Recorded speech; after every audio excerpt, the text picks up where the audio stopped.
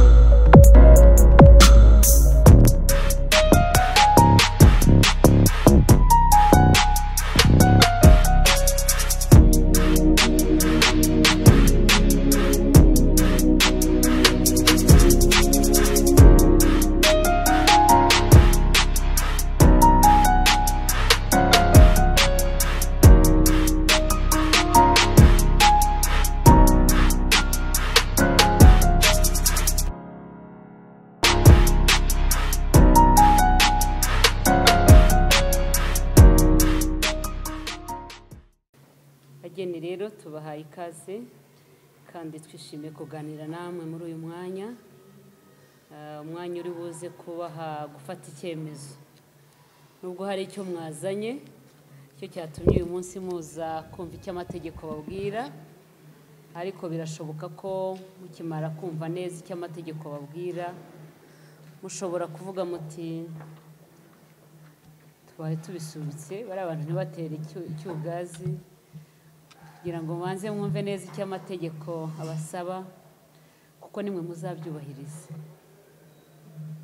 Sibyo bageni beza, nimwe tugiye kuganira. Mbega babaherekeje turabashimiye, ba marene na pare n'abavyeyi n'inshuti, ariko ibiganiro ni ibyanyu kandi icyemezo ni icyanyu.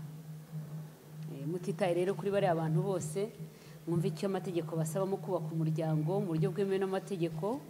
Nimwumva muzabikurikiza muraza kurahira, ariko nimwumva bikinagoye turabaho undi mwanya muzabitekerezeho neza. Ariko reka tuganire namwe, turizera ko biri bugende neza. Ishyingirwa rero rikorewe mu butegetsi bwa leta ishobora kubanzirizwa n'imihango gakondo irimo gusaba, gufata irembo ndetse no kurambagiza. Kurambagiza igihe cyiza mugirana mwembi ubwanyu mukamenyana. Uyu munsi Baguma akaba aziranye neza na Murerwa, kamenya ngo iyo Murerwa avuze gahoro nge ntega amatwi cyane nkaza kumva icyo avuze, cyangwa se yabavuga cyane nkaza gucisha bugufi nabwo nkamenya icyo avuze. Kuko mu rugendo rwo mugiye kugenda rwo kubaka ni byiza ko muzaba muziranye, kugira ngo umenye aho umwe agira imbaraga wowe uhamuhe intege, cyangwa se ahacika intege nawe umuha imbaraga. Kuko imico n'imyifatire ya mugenzi wawe harimo iyo iza gufasha kugira ngo mwubake, ariko hari n'iyo uzihanganira kugira ngo mwubake. kurambagiza rero ni icyo gihe twibwira ko mwabikoze. Mwararambagije ati niyo mpamvu twaje hano uyu munsi, ariko kandi ni ku mpande zombi kugira ngo rwa rugo mugiye kubaka rube urugo rw'umuryango umwe ku cyemezo cyanyu mwembi. Uyu munsi rero kuri mwe umunsi w'amateka udakwiye kwibagirana, kubera intambwe nziza muteye yo kubigaragaza ku mugaragaro kandi y'icyemezo cyanyu ubwanyu. Buri wese nk'uko nari mbivuze abanza gusobanukirwa imico n'ingeso indangagaciro by'uwo bagiye gushyingirana. Ariko kandi nagira ngo mbibutse ko urugo ruramba, urugo rwubakiye ku rukundo. Iyo urambagiza, ubu uyu munsi hashobora kuvamo izina ntashobora kumenya kubera imyaka, ariko hari iryo umwita kubera ko aruta abandi. Iryo rero riba rivuye kuri rwa rukundo mukunda. Si amashuri menshi afite, wenda ari dogita wajya umwita iryo, ariko kubera urukundo hari irindi wamwise. Si imiryango ikomeye akomokamo cyangwa akazi keza afite, ahubwo ni urukundo, ari narwo twifuza ko muzagumana, kuko urugo ruramba ari urwubakiye ku rukundo. Ibindi bishobora gushira cyangwa bikaza, bishobora kuba byinshi ntibyubaka urugo, bishobora no kuba bike ntibyubaka urugo, ariko urukundo iyo ruhagije rutuma n'ibindi byose bishobora kubafasha kubaka umuryango. Si ibyo gusa rero, uyu munsi mwaje gushyingirwa mu buryo bwemewe n'amategeko, ari naho mwifuza cyangwa se mwahisemo kumva icyo amategeko ababwira kugira ngo muze kwifatiraho icyemezo cyanyu aricyo kibigaragaza yuko bushyingiwe mu buryo bwemewe n'amategeko. Iyo rero turebe mu itegeko nshinga rya Repubulika y'u Rwanda ryo ku wa 4 Kanama 2023 ngo ryavuguruwe 2015 mu ngingo ya 17, uburenganzira bwo gushyingirwa no kugira umuryango burengerwa n'amategeko. Gushyingirwa k'umugabo umwe n'umugore umwe kore mu butegetsi bwa leta ariko kwemerwa. Abashyingiranywe bafite uburenganzira n'inshingano bingana mu gihe cyo gushyingirwa, igihe cyo kubana, igihe cyo gutandukana. Mu ngingo ya 18 y'itegeko nshinga, umuryango ariwo shingiro kamere ry'imbaraga y'Abanyarwanda urengerwa na leta. Nubwo ari umuryango wanyu mwihitiyemo ku burenganzira bwanyu ku bushake bwanyu, ariko umuryango mugiye kubaka n'umuryango urengerwa na leta. Niyo mpamvu hari amategeko atandukanye agenga umuryango, ingingo nyinshi zirengera umuryango, kubera ko umuryango mugiye kubaka iyo mushingira mu buryo bwemewe n'amategeko, itegeko nshinga rishimangira ko umuryango urengerwa na leta. Iyo turebye rero mu itegeko rigenga abantu n'umuryango nimero 32/2016 ryo kuwa 28 Kanama 2016, hari ibisabwa byerekeye ishyingirwa. Hari gushyingirwa kwemewe. Gushyingirwa kwemewe nuko umugabo umwe n'umugore umwe gukorera mu butegetsi bwite bwa leta ku bushake bwabo. Ngo ni muraza kumfasha n'abaduherekeje abageni. Ibi bisabwa kenshi tubasaba ko namwe mukurikira kugira ngo mumve ko abageni bacu bujuje ibisabwa. Niba hatarimo ku bushake bw'abaguma cyangwa bwa Sharon, muraza kubitubwira, ariko nabo baza kubitwibwirira. Ikindi kandi nuko hari imyaka y'ubukure. Imyaka y'ubukure nibura ni 21. Tugende ku byangombwa baduhaye, nubwo mureba hari abafite baby face, ariko imyaka irimo ni 21. Hari kutagira andi masezerano hagati yo gushyingirwa, ngo ahari uvuga uti uwo nari mfite za Rusizi reka ninerekera muri Niboye, nimpabona umukobwa mwiza nka Sharon nze kuvuga ngo reka tujye ku murenge dushyingirwe. Abafite amasezerano no kuvuga ngo ntago gushyingirwa ntushobora kongera gushyingirwa, hari ugushyingirwa kwa mbere kukiriho, ari nabyo bijyana n'ibyangombwa byinshi tubasaba, ari nabyo mwatugejejeho.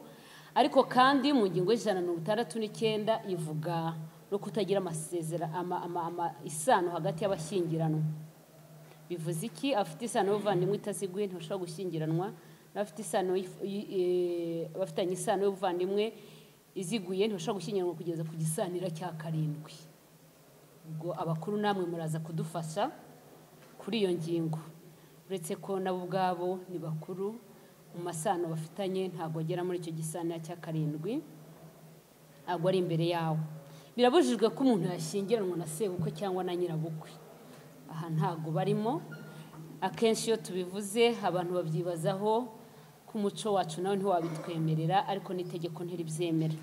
Wemeye kubera umubyeyi umwana atabyaye ntiyashyingiranwa nawe, n'uwagizwe umwana n'utaramubyaye.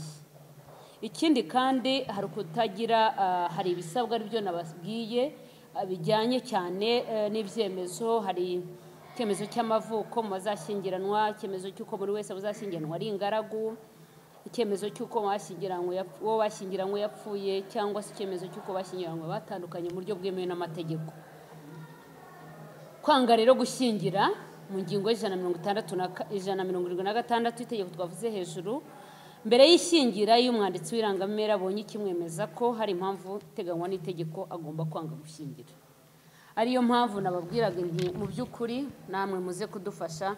Ese koko abageni bacu tugiye gushyingira nta mpamvu yaba ibabuza gushyingira dushingiye ku bisabwa? Gutambamira ishyingira rero mu ngingo y'181, uburenganzira bwo gutambamira ishyingira bufitwe n'umuntu wese ubifitemo inyungu. Gutangaza ishyingirwa tubikora mu minsi 20 nk'uko itegeko ribisaba mu ngingo y'174. Nkaba nagira ngo mbaze yaba ari n'abaduherekereje abageni, ese muri ibi bisabwa bishingirwaho mbere y'uko tukomeza kuganira n'abageni bacu hari icyo mwaba mwumvise? Hari ibyo navuze mbona bamwe baramwenyuye. Niba hari uwaba yumvise hari ikinyuranye kuri aba bageni bacu yakitubwira mbere y'uko dukomeza. Yazamura rwose ikiganza akabivuga kuko abifitiye uburenganzira. Ntawe uhari? Ndabona ntawe. Ndabashimiye.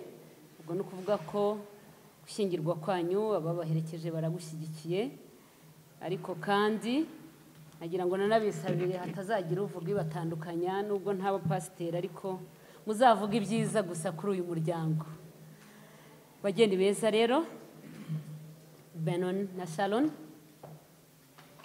hari abantu banciye intege barambwira ngo ibintu bagitifu tuvuga ngo ku munsi wo gushyingirwa ngo bari byinshi cyane, ku buryo hari ukuntu abageni batabikurikira ngo bakaza kugera ahantu murahira gusa. Ariko mwebwe ndabona ukuntu mukurikiye muri bubyumve neza. Ganiro nabanjemo ni byiza nabyo, ariko ndagira ngo uyu mwanya mumpe imitima yanyu tuganire neza. Sasa gushyingirwa ni kwiza, ariko kandi mugiye kugira inshingano. Mugiye kugira inshingano zikomoka ku gushyingirwa. Ntabwo mbatera ubwoba, ababyeyi bababyaye bagize izo nshingano, ba marene na pare ngira ngo nabo nuko, n'abariya bakuru bari hariya benshi barazigize. Ariko kandi umuntu afata icyemezo kugira ngo azubahirize, sibyo Sharon? Sibyo Beno? Inshingano rero muhabwa n'itegeko, iya mbere ni inshingano yo kwita ku bana no kubarera. Mwambwira muti se n'ubundi abana ko tutabazanye igitifu, hazabidusubiriyemo duhuriye mu nteko y'abaturage no mu mugoroba w'umuryango? Ntabwo nzabisubiramo, ariko umugisha Nyagasani azabaha kandi aba babyeyi babasabira no kuzabyara hungu na kobwa. Ufite rero inshingano zo kurera. Kurera ni inshingano idasiganirwa n'iy'ababyeyi bombi. Kurera kandi ntago ari amashuri gusa, si imyambaro myiza y'umwana, ahubwo ni ukumubwira ijwi ry'umubyeyi akarimenya, akamenya ururimi muvuga, simvuga cya cyongereza cyinshi cyiza cyangwa igifaransa cyangwa ikinyarwanda, ahubwo ni kirazira y'ababyeyi batoza umwana, bakamutoza indangagaciro, bityo umwana akamenya aho azavuga ari mu bakuru cyangwa se azikiriza hagize ugize icyo amubwira. Ibyo ni umuco atazakura mu ishuri, ni indangagaciro azahabwa namwe. Kandi ntabwo ari Sharon gusa cyangwa Benon, ahubwo ni mwembi. Abana ntibasiganirwa, kugira ngo umusaruro uvuye mu burere bwanyu ari uzatuma namwe muzishimira abana banyu. Iyo tuvuga rero uburere, tubigarukaho n'ababyeyi b'uyu munsi ngo mwongere mubyibuke, kuko ibibazo dushobora kugira muri sosiyete byabareye abana bo mu mihanda, abanywa ibiyobyabwenge, ntabwo ari uko badafite ababyeyi, ahubwo bafite ababyeyi bataye inshingano. Babyeyi rero mufite inshingano, umwana iteka ararerwa, ahora ari umwana kuva akivuka. Turabasaba rero, ariko n'itegeko rirabategeka, ufite inshingano zo kurera. Abangana nanjye n'abandi tubukuru murabizi, umwana aho akomoka hamenyekanira ku mico n'imyitwarire ye. Iyo yitwaye neza hari abatamuzi bakamenya inkomoko, baravuga bati ni koko ni imfura nk'iwabo. Nta kindi kibitera nuko ari uruhererekane rw'uburere bwiza n'ubupfura yatojwe n'umuryango. Sharon na Benon mufite inshingano yo kwita ku bana no kubarera, kandi Nyagasani azababaye. Ariko kandi muzabatoza uburere kugira ngo umuryango uzabakomokaho uzishimirwe n'umuryango mugari w'iki gihugu.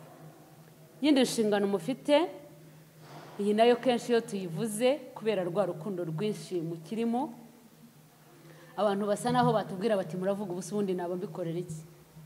Ni inshingano yo guha mwashyingiranywe ibimutunga.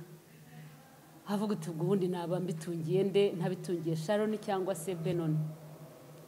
Ariko kandi nababwiye ko mu rugendo mugiye kugendana hashobora kubamo imisozi n'ibindi. Ibyo nibyo bituma rimwe na rimwe mugarurwa n'itegeko muhabwa inshingano zikomeza kukwibutsa ngo burya nutanabikora kubera rwa rukundo ushobora kugajuka cyangwa ukagira ikindi kibazo, ariko tubifuriza ko ruzakomera. Uzamenye ko bihabwa n'itegeko guha uwo mwashyingiranywe imutunga. Ese ninde ubigomba?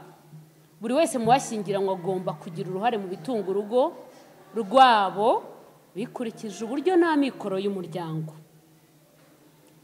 Aya mazu yose y'i Kigali nubwo mubona asakaye kimwe, ariko ntago amikoro y'imbere angana, sibyo? Abenjeniyeri bashobora kuba basakaza amabati asa, ariko imbere burya mikoro nayo kwa Benoni uzakurikiza mikoro y'umuryango, ariko muzubake rukomere. Ikindi kandi mufite inshingano yo kubana. Inshingano yo kubana kugira ngo muzororoke ni mu ngingo ya 207. Mu ngingo ya 208 uburenganzira ku mutungo w'abashyingiranywe. Uburenganzira ku mutungo w'abashyingiranywe butangira mukimara gushyingirwa imbere y'umwanditsi w'irangamimerere hakurikijwe uburyo mwahisemo bw'icungamutungo.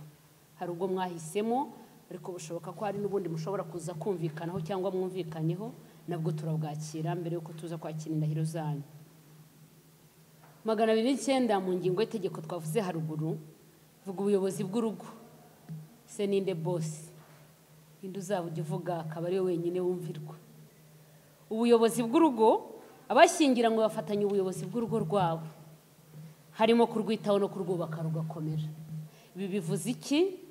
Iyo abantu bubatse bajya inama bagakora imishinga kugira ngo biteze imbere, kandi ni byiza, bagahaza gufata icyemezo kiza kujya mu bikorwa.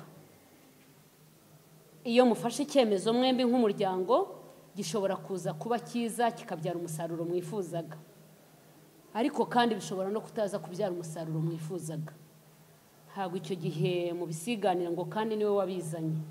Iyo mwafashe icyemezo kibe cyanyu mwembi, cyaba successful mukakishimira mwese, yewe kitanatungana mukavuga muti pole mwese.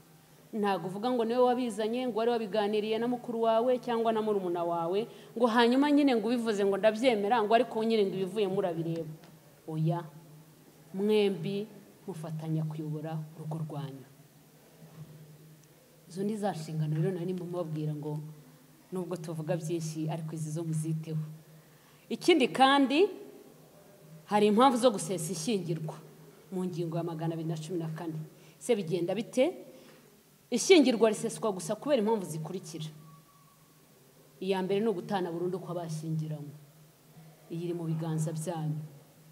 Iyindi ni urupfu rw'umwe mu bashyingiranywe.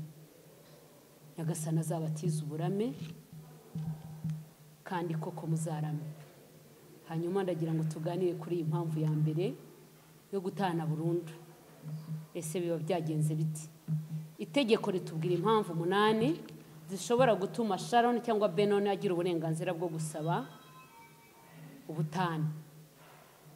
Impamvu ya mbere ni ubusambanyi.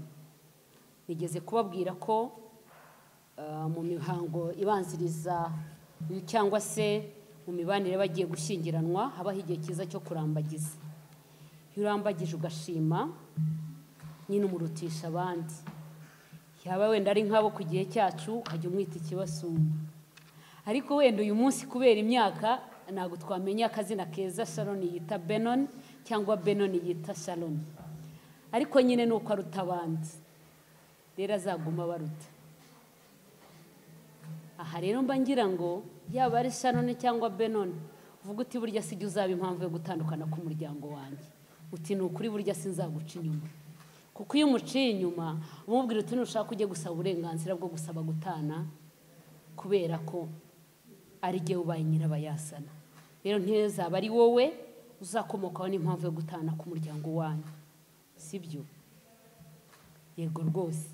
Ikindi kandi ni uguta urugo igihe cy'amezi 12 akurikirana.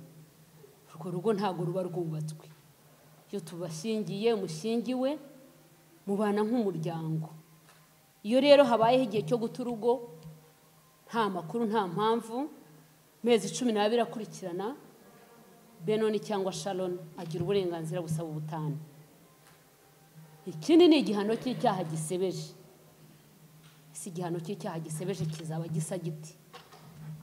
Nzumva inkuru yo ku kazi yuko hari ibyo yavuze bidatunganye, vuge ngo ibintu biransebeje reka njye gusaba ubutane. Oya, icyaha kibi cyaha ryari bikemejwe n'urukiko. Ikindi kandi ni ukwanga gutanga ibitunga urugo. Aha ni handi hatari rwa rukundo. Ariko iyo binabayeho mugenzi wawe agira uburenganzira busaba ubutane. Ikindi ni uguhoza undi ku nkeke. Koza undi ku nkeke ngira ngo murabyumva neza.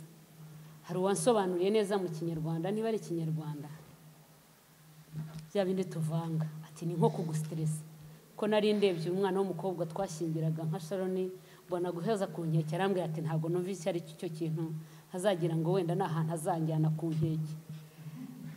Aho ku nkeke rero, iyo mugenzi wawe agujeje ku nkeke, ugira uburenganzira bwo gusaba ubutane. Hazagira undi ku nkeke. Ikindi ni ihohoterwa rishingiye ku gitsina, kumara nibura imyaka 2 batabana ku bushake bwabo, ibyo nabyo bibaho.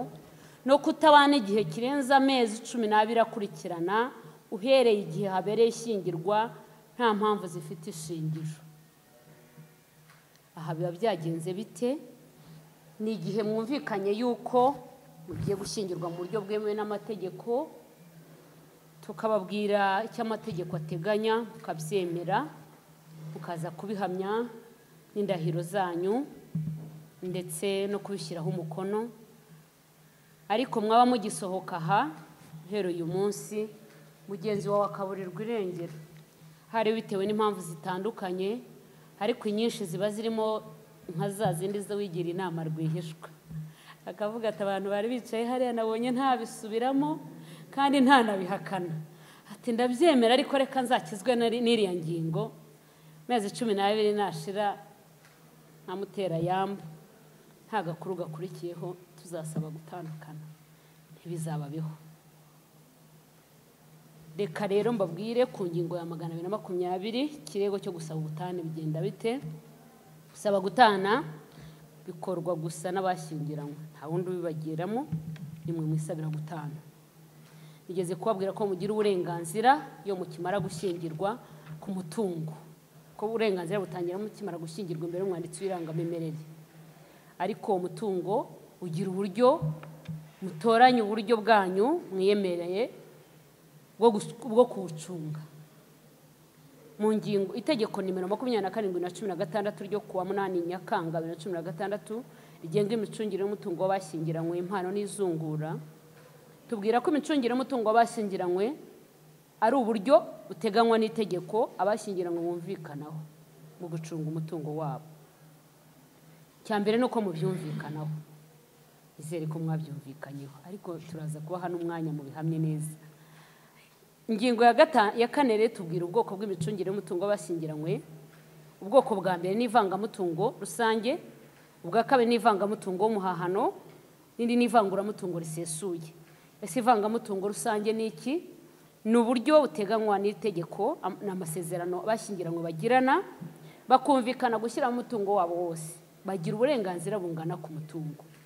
Birashoboka ko Sharon yaba arafashe umwenda mbere y'uko abona na Benon. Ese icyo gihe bigenda bite? Ingingo ya 7 itubwira kwishyura ry'imyenda abashyingiranywe bafatanye kwishyura imyenda yafashwe mbere na nyuma yo gushyingirwa, iyo mwahise mu buryo. Hanyuma ivangamutungo umuhahano bwo n'uburyo abashyingiranywe bagirana n'amasezerano abashyingiranywe bagirana, bakumvikana gushyira hamwe umutungo bazaha bari kumwe kuva ku munsi w'ishyingirwa, kimwe n'ibyo bungutse mu manire yabo, bakorera hamwe cyangwa buri wese agakora ku giti cye, byaba impano cyangwa bizungurwa. Naho uburyo bwa 3 aribwo bwa nyuma ni ivanguramutungo risesuye, nabwo n'amasezerano abashyingiranywe bagirana, bakumvikana gutunga urugo rwabo, kuko urugo ntabwo rusiganirwa, urugo rutungwa namwe mwembi, ariko hakurikijwe uburyo cyangwa se bakurikijwe ubushobozi bwa buri wese, kandi muri wese akagumana uburenganzira bwo gucunga, kwikenuza, gutanga no kugurisha umutungo w'ubwite. Aha rero nagira ngo nze kubasaba namwe mu nyemerere musubize, noneho nababwiye byinshi mutansubiza ariko aha muransubiza. Ariko nabonye ko mwikirizaga ibisubizo byinshi nagiye mbyakira bitewe n'uko twarebanaga. Hanyuma ariko ku kijyanye n'icungamutungo muraza kumbwira niba uburyo mwahisemo mukabwandikisha mu bitabo byacu by'irangamere mukibukomeje, cyangwa niba hari ubundi mwaba mwumvikanyeho. Ese Baguma na Benon na Murerwa Sharon muracyabukomeje? Niba ari muracyabukomeje, buri wese aravuga n'ijwi rye, yego turacyabukomeje cyangwa hari ubundi mwumvikana? Yego turacyabikomeje.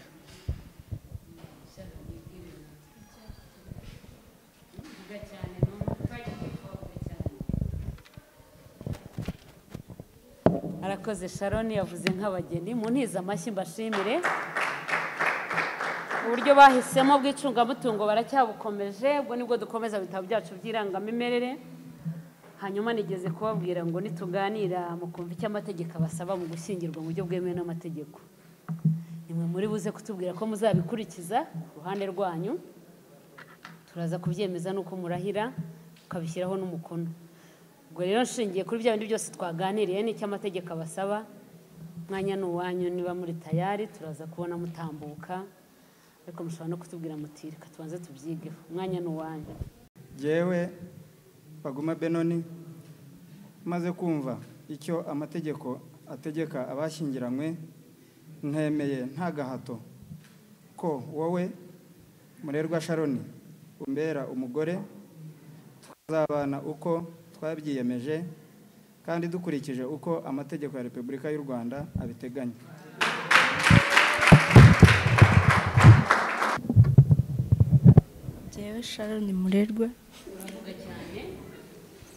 Njyewe Sharon Murerwa maze kumva icyo amategeko ategeka abashyingiranywe, nemeye nta gahato ko wowe Benon Baguma umbera umugabo, tukazabana uko twabyiyemeje kandi dukurikije uko amategeko ya Repubulika y'u Rwanda biteganya.